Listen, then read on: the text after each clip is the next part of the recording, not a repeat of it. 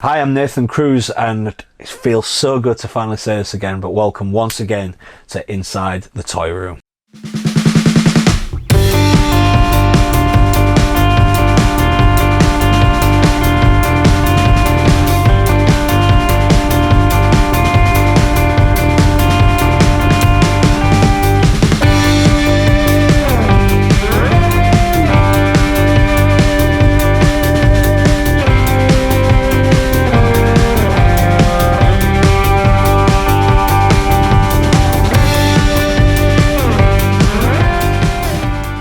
So thanks again for joining us here on Inside the Toy Room. We've had to take a huge hiatus due to everything going on with the pandemic, especially here in the UK. We've been in a lockdown, it seems like forever now. My hair's a lot longer.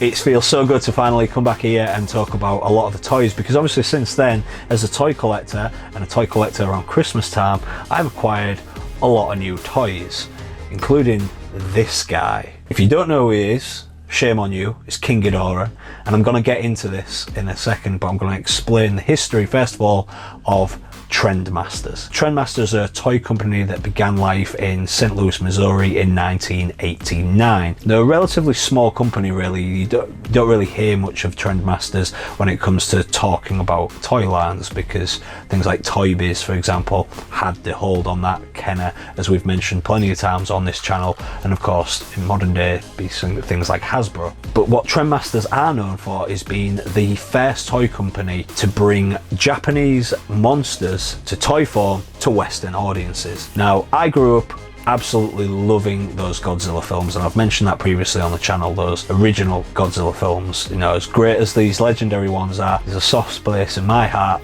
for those old Toho films with a guy in a rubber suit. It was just amazing to me as a kid, and I wanted to so badly, I wanted to get my hands on so many of the toys. They just really wasn't available in the United Kingdom, except for a tiny aisle in our Toys R Us that had like obscure hidden away stuff that I didn't necessarily know about. And they had a lot of these. These are what Trendmasters produced starting around 1994, and I featured some of the smaller 3-inch figures on this channel previously, and you can check that out in my Godzilla video right here. Trendmasters acquired the rights to produce Godzilla toys in the 1990s because it had been rumoured since 1993 that there was going to be a huge blockbuster westernised version of Godzilla that would be hitting cinemas, which of course we got in 1998. But until then, all what they had was what was going on in Japan. Now, at that time in Japan, Godzilla was going through a period called the Heisei series, which is my favourite series of Godzilla movies. He looked incredible, the monsters looked incredible, some of the storylines, no matter how far-fetched they may be, were really good. One of my favourite films, probably my second favourite Godzilla film of all time, would be Godzilla vs King Ghidorah from 1991, and that film kind of gave us an insight into the history of Godzilla, where he came from, how he started off as a dinosaur, was mutated, became Godzilla, etc, etc. It had this beautiful artwork on the poster, which is featured on this incredible box. Now, I love the artwork on the box to this King Ghidorah. Again, for that poster alone, it just looks so cool. But what's so bad about it, and I'm going to get into the figure in a little while, but what's so bad about it is you go to the back and there's really no information on really what this figure looks like. They just advertise every other figure that they've got in this line of this scale. I really want that Mecha King Ghidorah, that looks incredible. And then it gives you a breakdown of some of the monsters. So you got Mothra, Rodan, Ghidorah, Mecha Ghidorah, and Mecha Godzilla, but you don't actually find out much about the action figure that you're purchasing. All that you have to go on is this figure here, this little shot right there, which shows it's got its heads in motion to show that its heads move. But look at this metallic, beautiful gold. And I also love how it says terrifying raw.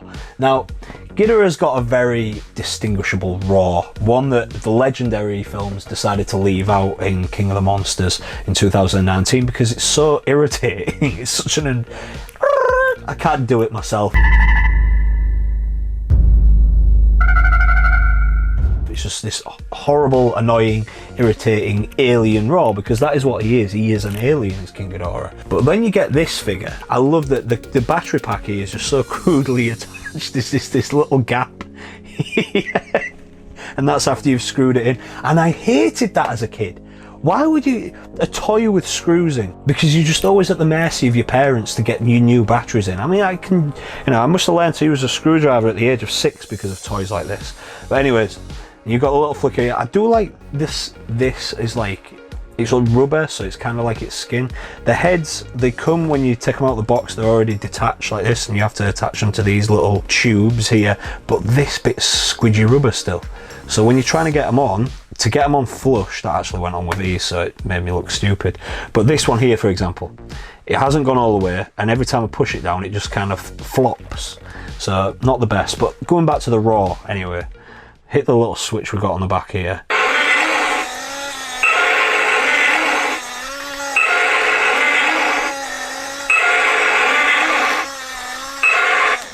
Now, firstly, I was more impressed when this arrived that all still worked, because this figure, what, 1994, so 26 years old.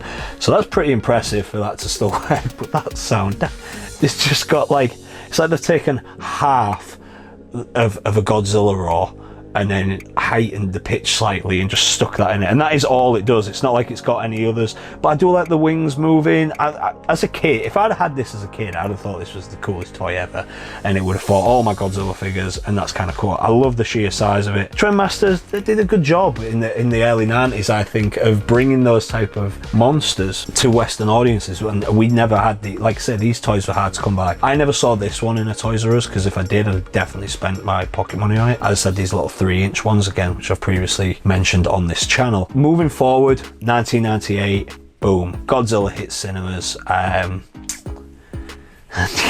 it wasn't Godzilla, it was something else. It was a mutated iguana that they nicknamed Godzilla, I guess, but it didn't do any of the traits that the traditional Godzilla monster does. That being said, I was a 7-year-old kid. I thought it was amazing. I loved it, and I still can watch that film through rose-tinted glasses.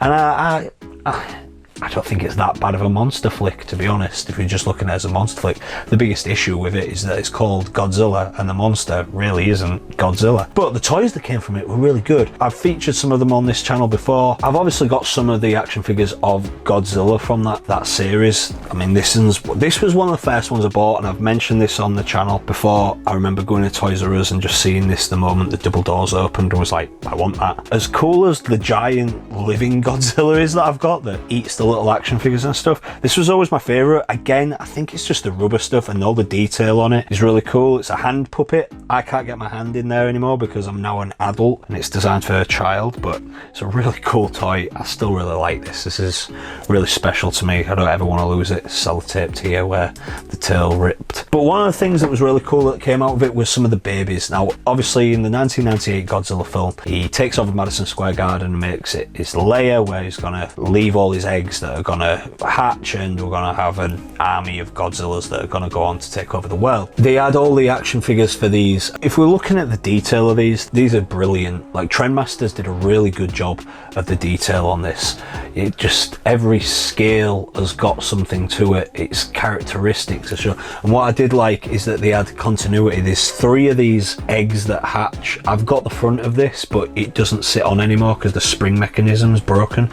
But originally you push this little button on the back here and he would burst out. I had this one, and this is it when it's just born, and then, you know, about 6 hours later, because they grow that fast, it's become this one before it becomes a full-blown Godzilla. Again, the detail on these hasn't been ignored at all, and it can be true for that for every single of the Trendmasters Godzilla figures, other than some of the army men, but, you know, army men. And I did think as a kid that they'd invested too much stock into them. They had like fighter jets and helicopters that you could take bits out of, but it was just like, I mean, you can buy army toys, so I thought that was a waste of money as a kid. I never really bought them. The only ones I wanted to buy was like Nick, just so that he could get eaten by Godzilla. But even then, they went to scale, and that always annoyed me because, you know, Godzilla's massive, and even my biggest Godzilla toy, the action figures were still up to like his knee, and it's Godzilla is massive.